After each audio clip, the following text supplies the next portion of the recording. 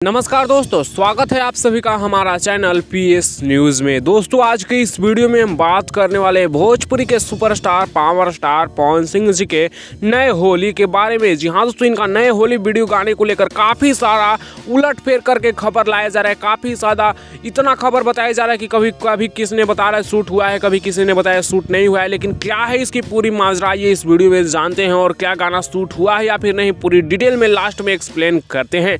तो वीडियो में अंत तक बने रहिएगा। अगर उससे पहले चैनल पे नए हैं तो सब्सक्राइब करिए, घंटी कॉल पे सेलेक्ट करके वीडियो को लाइक करिए और वीडियो को आगे जरूर शेयर करिएगा। नमस्कार दोस्तों, आप सभी लोगों का स्वागत है हमारा चैनल पीएस न्यूज में।